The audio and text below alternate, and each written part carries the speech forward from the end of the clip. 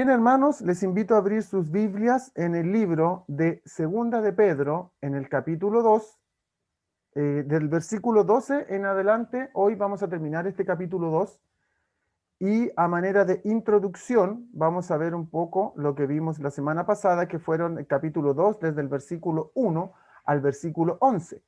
En la primera parte de este capítulo, de Segunda de Pedro, capítulo 2, vimos cómo Dios desenmascaraba a los falsos maestros. Muestra cuáles eran sus reales intenciones que tenían estos falsos que estaban en medio de la iglesia del Señor. Lo que ellos en el fondo querían era justificar sus conductas inmorales y su avaricia. Ese era el objetivo que tenían estos falsos que se habían mezclado en medio de la congregación, y su objetivo, lo que ellos estaban tratando de hacer, era justificar esas conductas, era tratar de justificarse y de decir que no eran tan graves, que Dios, si bien es cierto, hablaba en su palabra respecto a estas conductas, pero que en realidad Dios no era tan severo con estas cosas. Pero nosotros vimos muy claramente que Pedro, en los primeros versículos de este capítulo 2, él lo que hace es mostrar a través de tres ejemplos muy claros para los judíos, tres ejemplos de que Dios no tolera el pecado y que su castigo no tarda, tarde o temprano llegará. Lo vimos en el capítulo 2, en el versículo 4, cuando decía que Dios no perdonó a los ángeles que pecaron, y también vimos que eso hacía referencia al libro de Primera de Enoc, que es un libro aceptado, que no está en la Biblia, pero aceptado por los judíos, y este libro de Primera de Enoc menciona que estos ángeles son, que habla de unos hijos de Dios en Génesis en el capítulo 6, y el libro de Primera de Enoc menciona que estos hijos de Dios son ángeles que vinieron a la tierra y que tuvieron relaciones sexuales con mujeres. Existe una también versión que dice que estos ángeles eran los hijos de, perdón, estos hijos de Dios eran los hijos de Set, descendientes de Adán, y que eran gigantes que también habían estado con estas mujeres. Están las dos versiones. Nosotros no nos vamos a quedar con una o con otra, porque en realidad ninguna de las dos aparece claramente en la escritura, sino que nosotros hacemos mención básicamente a la tradición judía que habla del libro de Primera de Enoc, y que habla que estos ángeles, perdón, que estos hijos de Dios eran ángeles que descendieron. Y dice aquí Pedro que Dios no perdonó a estos ángeles que pecaron. También vemos en el versículo 5 que Dios no perdonó al mundo antiguo, sino que lo castigó por medio de un diluvio. Y también vimos en el versículo 6 que Dios condenó a destrucción a las ciudades de Sodoma y Gomorra. Lo que vimos en estos tres juicios y castigos que Dios dio, que había una constante común en estas tres condiciones, y que era que había pecado de tipo inmoral, pecado de tipo sexual, y eso es algo que Dios no toleró al antiguo mundo, y es algo que nosotros también debemos tener mucho cuidado, porque Dios no tolera el pecado. Si bien es cierto, muchas veces Dios nos da el espacio para arrepentirnos y para perdonarnos, pero Dios no tolera el pecado, y el pecado tarde o temprano va a tener su paga. Lo que también veíamos que en estos castigos, en estos juicios que hubo, en especial en el de Noé, en el mundo antiguo, en el versículo 4, y en el versículo 7, cuando habla de que Dios no perdonó a Sodoma y a Gomorra, vimos que Dios siempre guardó un remanente, Noé y su familia, y en el tema de Sodoma y Gomorra, a Lot, que Dios los guardó porque ellos habían sido agradables delante de Dios, aunque también habían tenido sus fallas y sus luchas. Pero Dios guardó este remanente.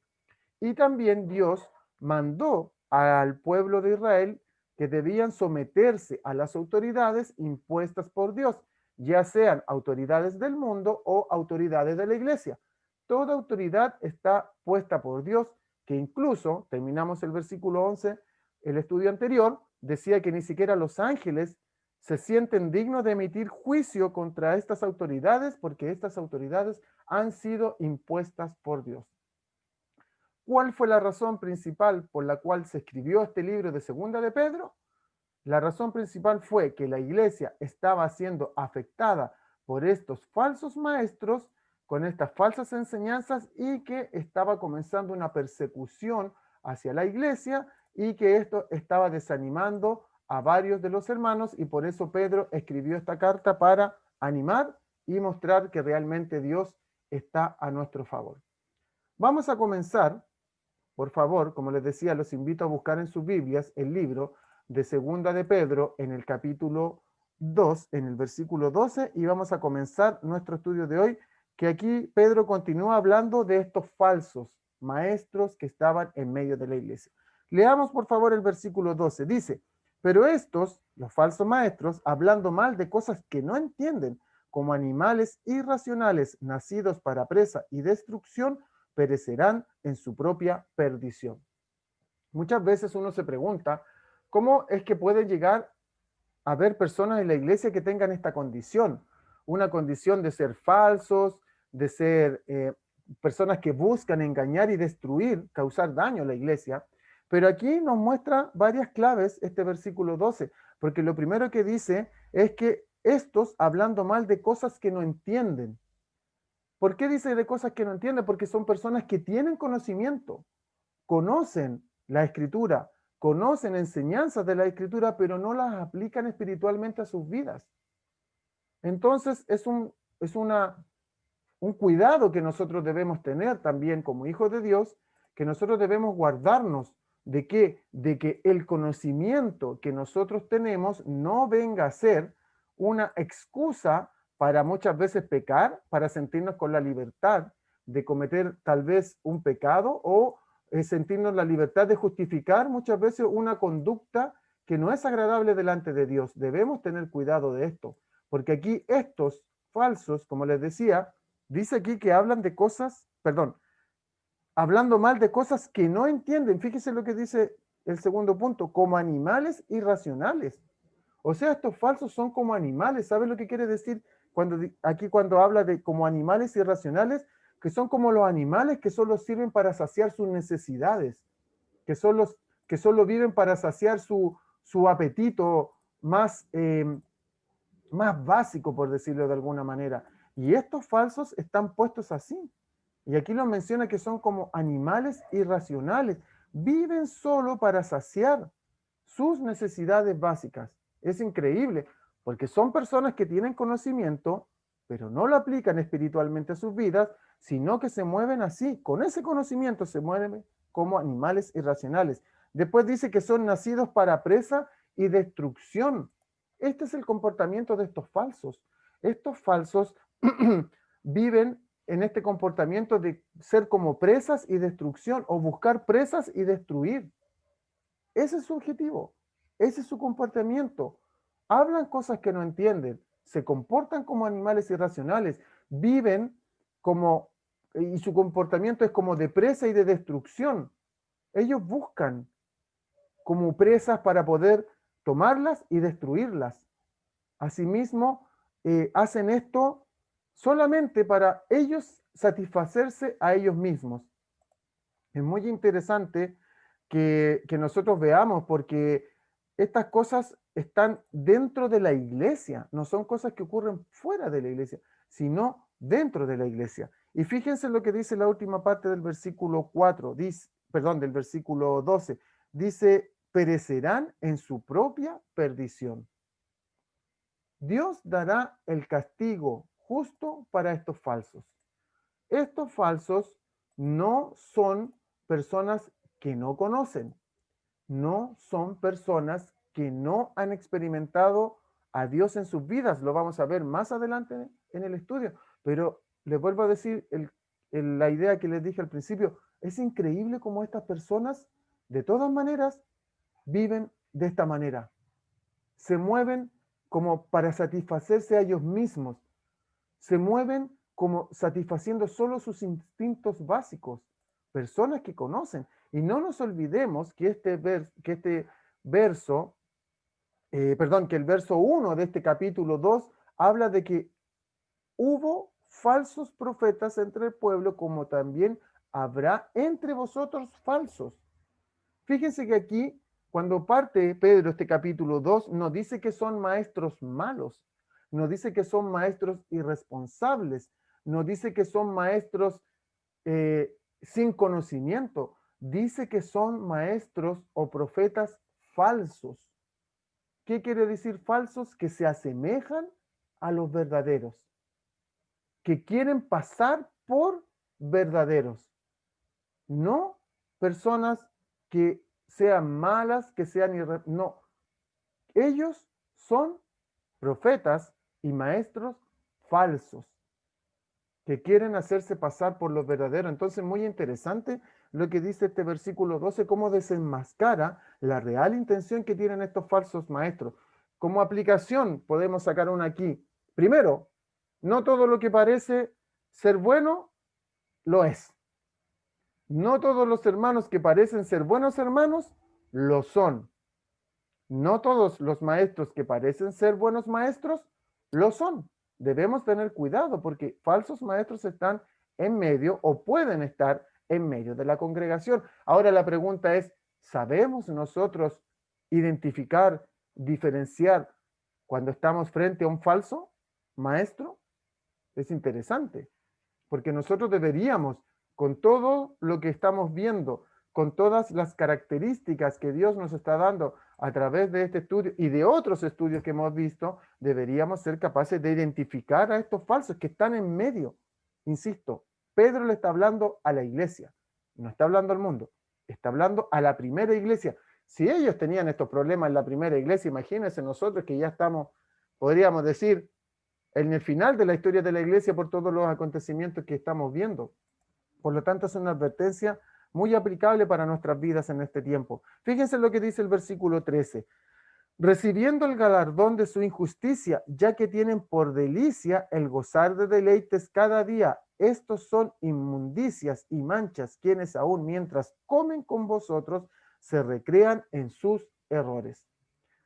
Lo primero que me llamó mucho la atención al partir este verso 13, que dice que estos tienen por delicia gozar de deleites cada día. Y se me vino inmediatamente a mi mente el capítulo 1 del libro de Salmos, cuando dice en el versículo 2, está hablando de los buenos hijos de Dios, dice, sino que en la ley de Jehová está su delicia. Los buenos, los que buscan al Señor, los que procuran mantener su relación personal con el Señor, dice que en la ley de Jehová está su delicia y en su ley medita de día y de noche. Eso habla de los buenos, eso habla de los que buscan a Dios. Y fíjense lo que dice aquí de estos malos, hablando de la delicia, hablando de los deleites, dice que tienen por delicia gozarse de sus deleites también cada día. O sea que hay un paralelismo muy claro. Como nosotros nos gozamos de deleitarnos en las cosas de Dios, estos falsos, estos malos, se gozan en deleitarse en el pecado.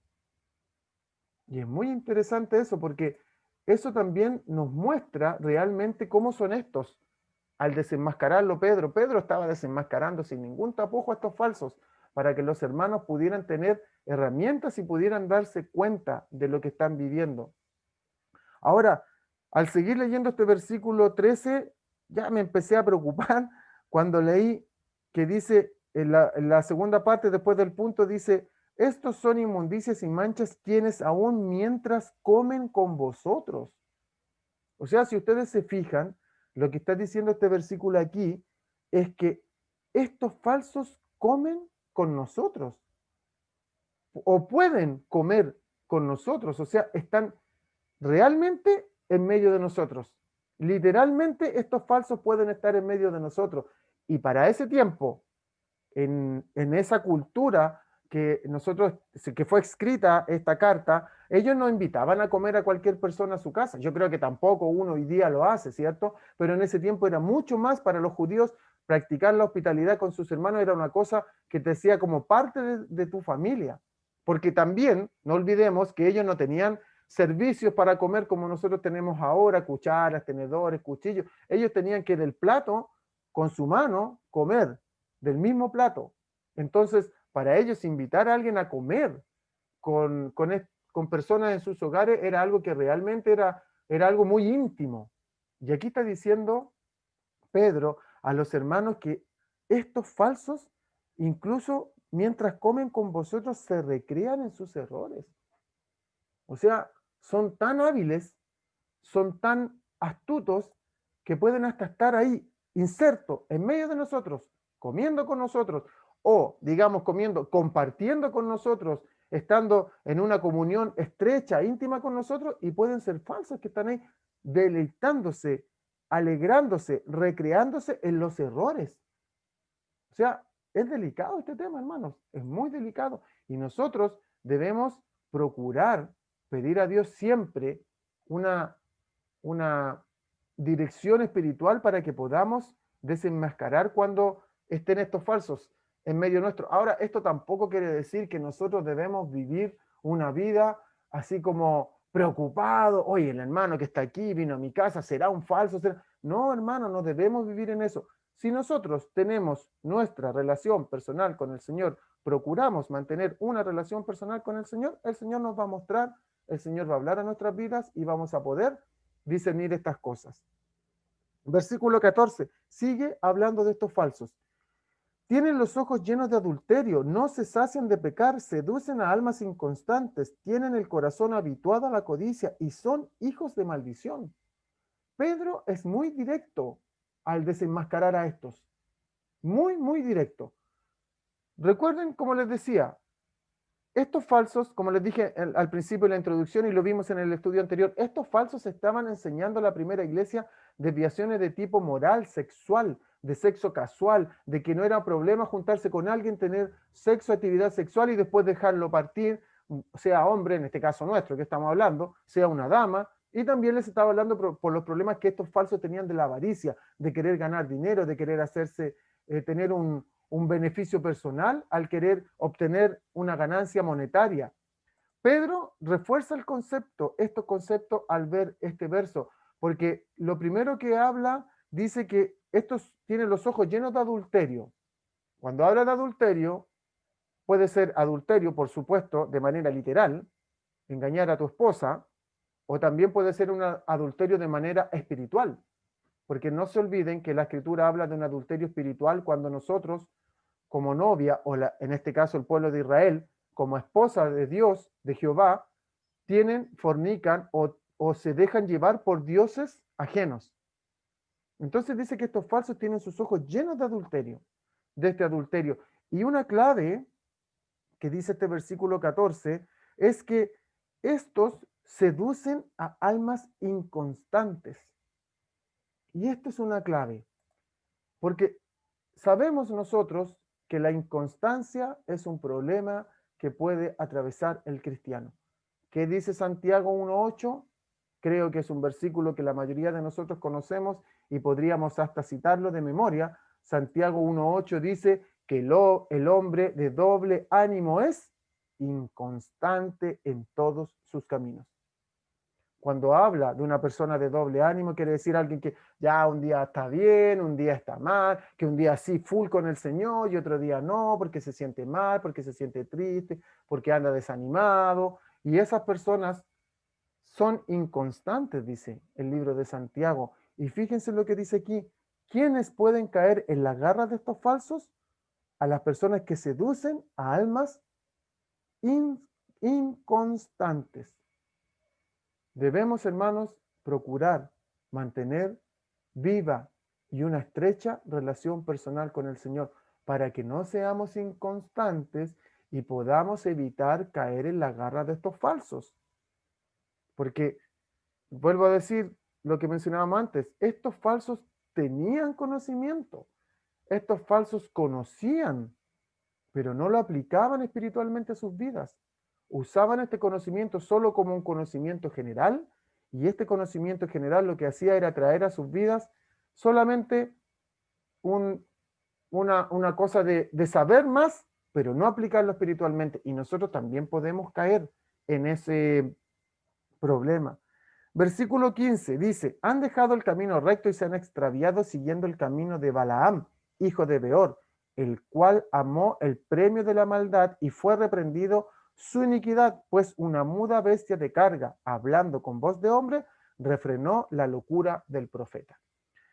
Esta historia no la vamos a ver en detalle porque es bastante larga, pero se las voy a resumir. Aparece en Números, en el Antiguo Testamento, en el libro de Números, entre los capítulos 22 y al 24, y habla de que el pueblo de Israel llegó a la tierra de Moab, saliendo de Egipto, llegó a la tierra de Moab junto al Jordán, cuando llegó el pueblo de Israel ahí, los moabitas, los que estaban ahí, se preocuparon porque vieron que el pueblo de Israel era un pueblo grande, era un pueblo fuerte, que Jehová los estaba bendiciendo, los estaba cuidando. Entonces, ¿qué hizo el rey de Moab? Balac se preocupó y mandó a llamar un sacerdote que había ahí, al sacerdote Balaam.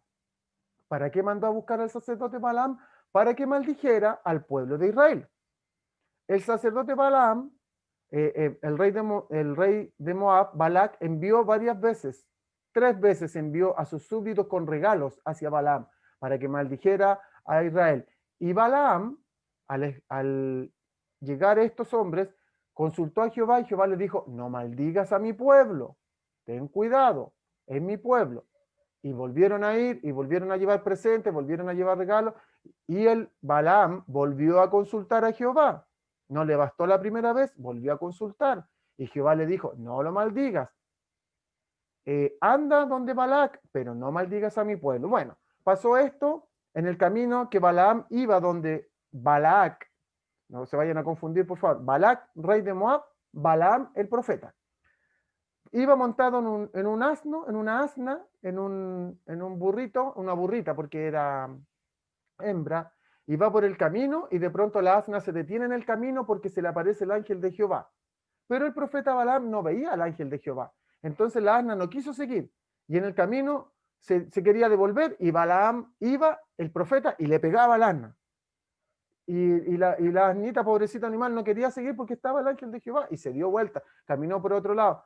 Dentro de eso se golpeó Balaam, se enojó mucho con el animalito, lo golpeó con una vara, dice ahí, le pegaba, hasta que Dios abrió la boca de este animalito, de esta asna, y le dijo al profeta, ¿por qué me golpeas? ¿Por qué me golpeas tanto? ¿Qué te he hecho yo? En el fondo le está diciendo, no lo dice de esa forma, pero en el fondo lo está diciendo. Y recién ahí, el profeta Balaam vio al ángel de Jehová que estaba enfrente de él. Enseñanza. Primero, el profeta, si estaba súper claro en su comunión con el Señor, debería haber visto al ángel de Jehová que estaba enfrente, no lo veía. Y el animalito tuvo que hablarle, Dios hizo un milagro que hablara a este animalito para que el profeta pudiera verlo. Bueno, esta historia sigue. Primera enseñanza, el profeta tendría que haber estado atento a lo que Dios, a la visión del ángel de Jehová, pero no lo hizo.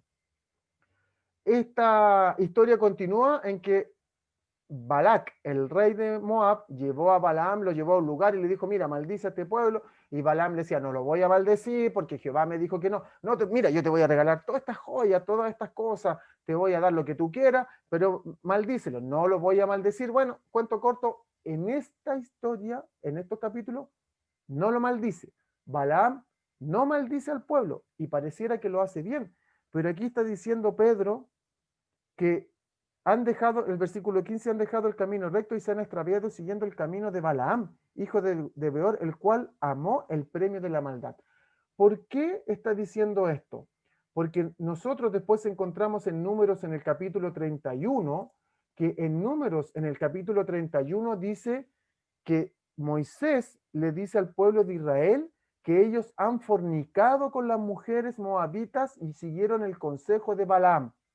En Números 31 dice que Balaam dio consejo al pueblo de Israel para que no mataran a las mujeres, que era una instrucción que Dios le había dado, y como dejaron a las mujeres de Madián vivas, el pueblo de Israel lo que hizo fue mezclarse con estas mujeres y seguir a sus ídolos.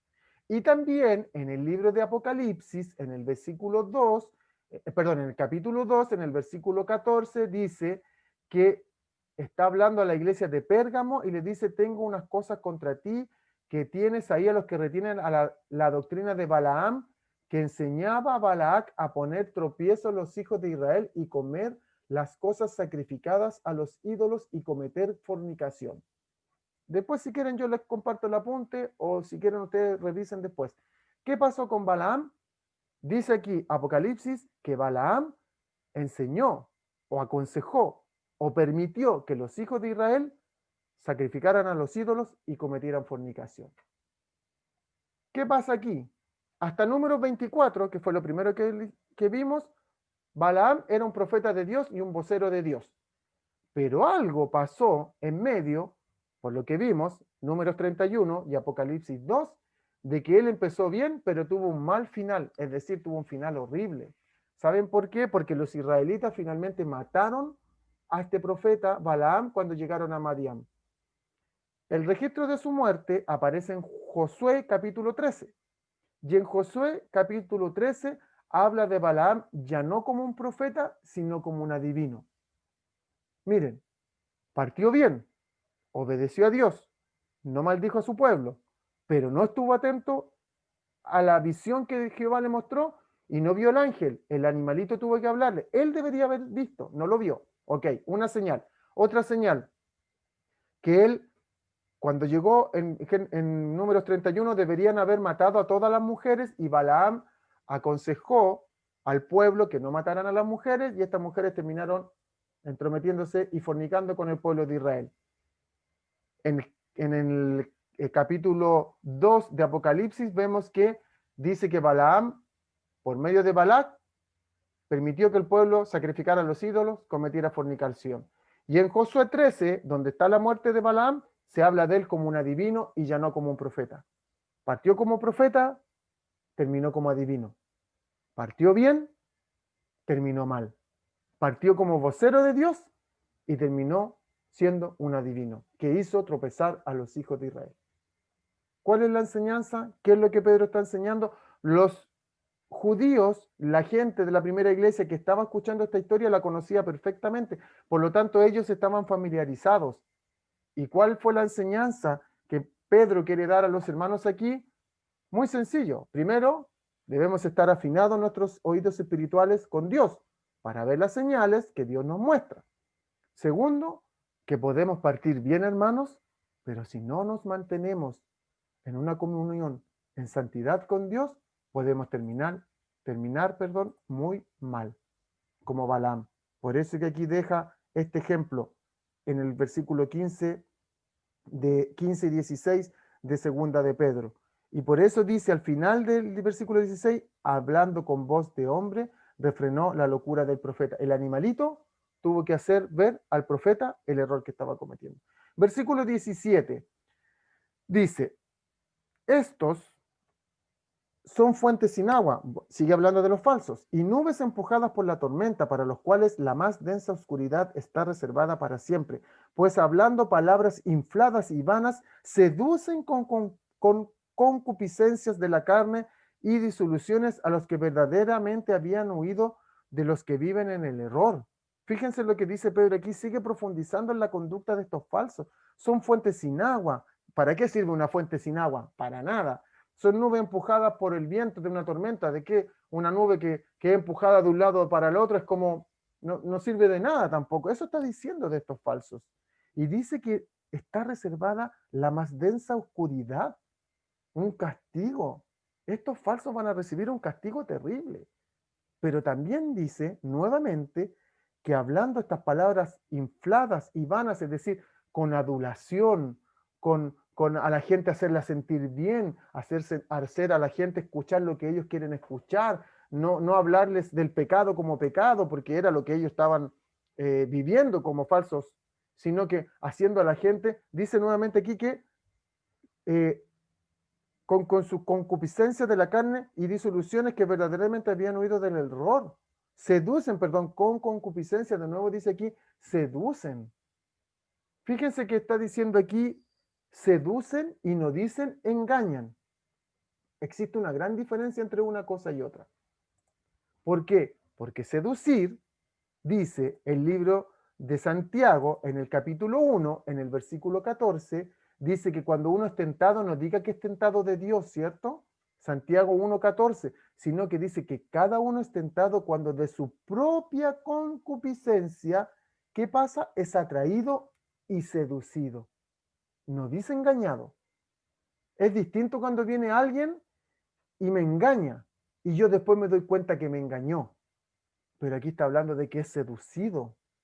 Es decir, de nuestro propio pecado podemos llegar a ser seducidos. Cuando yo soy seducido es porque me dejo seducir, es porque abro la puerta para esta seducción, para este juego. Y es un juego que en el momento es agradable, Es un juego que en el momento no se ve como que fuera malo. Por eso es una seducción. No vamos a hablar nosotros aquí de lo que es la seducción en el ámbito sexual, porque lo entendemos perfectamente. Y en el ámbito espiritual se aplica de la misma manera. Nos dejamos seducir por el pecado.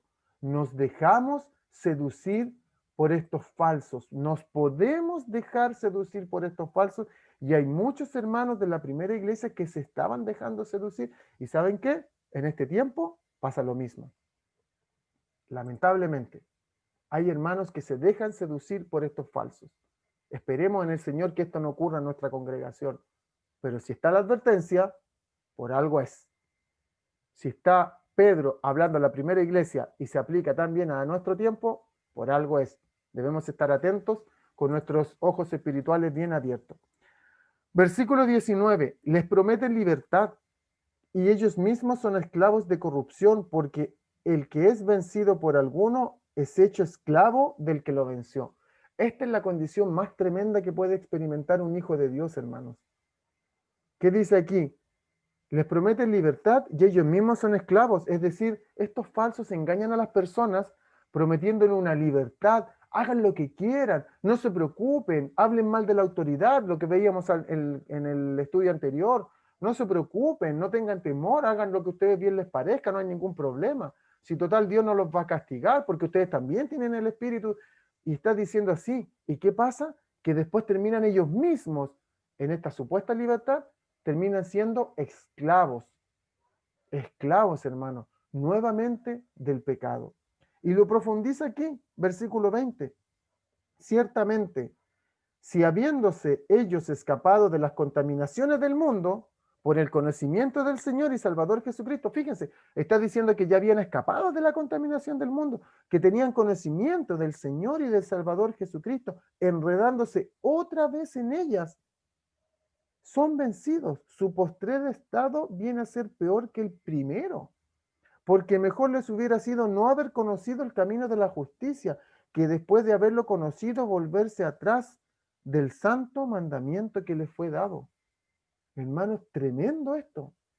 Y ninguno de nosotros está libre. Fíjense lo que dice aquí. Teniendo el conocimiento, habiendo experimentado al Señor y Salvador Jesucristo, vienen a enredarse nuevamente en las cosas del mundo y en el pecado. Y dice, y su postrer estado viene a ser peor que el primero. Es tremendo, hermano. Yo lo encontré tremendo cuando veía esto. El riesgo que todos podemos correr si no nos mantenemos firmes en nuestra relación personal con el Señor. Esa es la clave. Mantenernos firmes en nuestra relación personal con el Señor.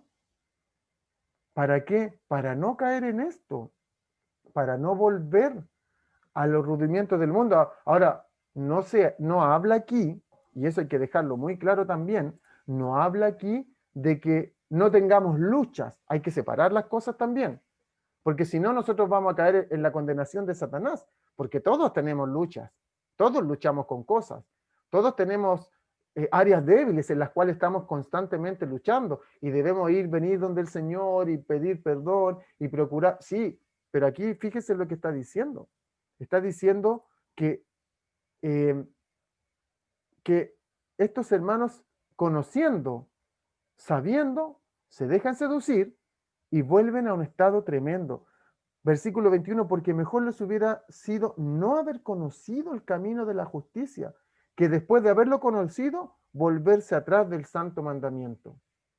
Yo sé, hermano, que ninguno de los que estamos aquí hemos caído de los caminos del Señor, del camino del Señor. No hemos llegado a esta condición. ¿Y cuál es la mejor evidencia de eso? Que estamos aquí, escuchando la palabra, procurando aprender del Señor. ¿Para qué? Para fortalecernos en nuestra comunión personal con Él, para aprender y madurar. Así que tengo que darle una buena noticia, que ninguno de nosotros, por lo menos, por lo que se ve, hemos caído del camino del Señor. Ahora, sí hay una gran advertencia aquí. No debemos jugar con el pecado, hermanos. No debemos jugar con el pecado.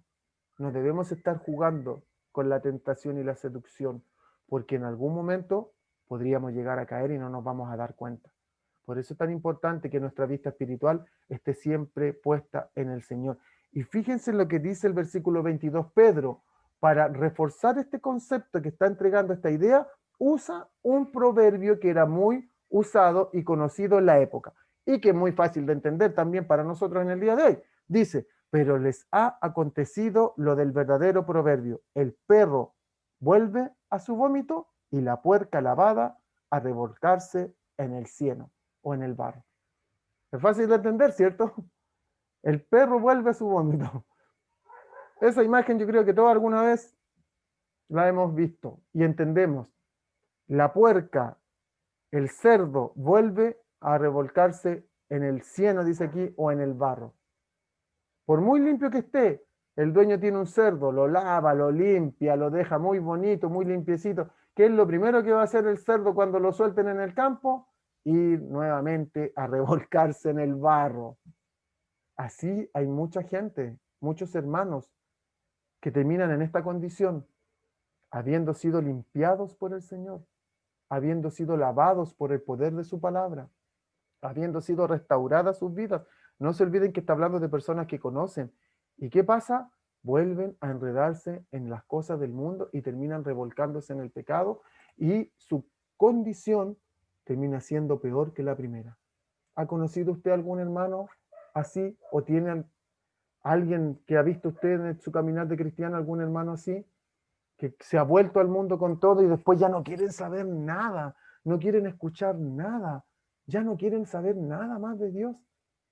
Hay que orar por esas personas porque por supuesto que Dios puede restaurar nuevamente sus vidas, claro que sí, pero hay que tener mucho cuidado también de nosotros no ser uno de estos.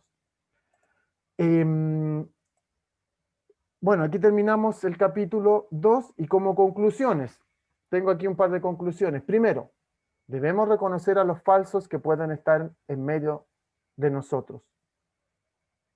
Tenemos las herramientas espirituales. Debemos procurar la madurez espiritual. ¿Para qué? Para detectar a estos falsos. También hay que examinar si una amistad que tengo dentro de la condenación, de la congregación, perdón, me está llevando hacia el pecado, hermanos, debemos apartarnos de esa amistad. Estamos hablando de personas que, siendo hijos de Dios, son mala influencia para nosotros, llevándonos al pecado, debemos apartarnos, nos enseña aquí Pedro. Tercero, no debemos olvidar que la Escritura menciona las relaciones de adulterio y fornicación como simbolismo de un adulterio espiritual. Es decir, si bien es cierto, Pedro está hablando de adulterio porque los falsos estaban enseñando esta vida moralmente superficial y que Dios no los iba a juzgar, pero también lo podemos aplicar al ámbito espiritual, que nosotros debemos guardarnos y cuidarnos de no caer en fornicación espiritual, de no irnos en pos de los ídolos de una manera espiritual. Ahora uno queda con una sensación así como, chuta, tremendo esto, terrible, la condición que está, pero hermanos, en el capítulo 3, que es el que viene después de Segunda de Pedro, Pedro nos enseña que el día del Señor vendrá. Y esa es nuestra esperanza. Ahora también nos da una clave y dice que el día del Señor vendrá, pero ¿cómo? Como ladrón en la noche. Es decir, cuando menos lo esperemos, el día del Señor vendrá. Y vendrá a esta tierra. La pregunta es, ¿estamos velando? ¿Estamos preparados para que cuando venga el día del Señor nosotros estemos atentos y no nos pille de sorpresa? Quiero dejarlos con Segunda de Pedro, capítulo 3, versículo 14, por favor, para terminar. Me estoy saltando al otro capítulo, pero quiero dejarlos con esta reflexión. Segunda de Pedro, capítulo 3, versículo 14, dice, por lo cual, oh amados hermanos, estando en espera de estas cosas, procurad con diligencia ser hallados por él sin mancha e irreprensibles en paz. Eso es lo que nosotros deberíamos procurar. Eso es lo que Pedro, después de desenmascarar, después de mostrar a estos falsos, sin ningún tapujo, Pedro los desenmascara y le muestra su real condición, su real intención.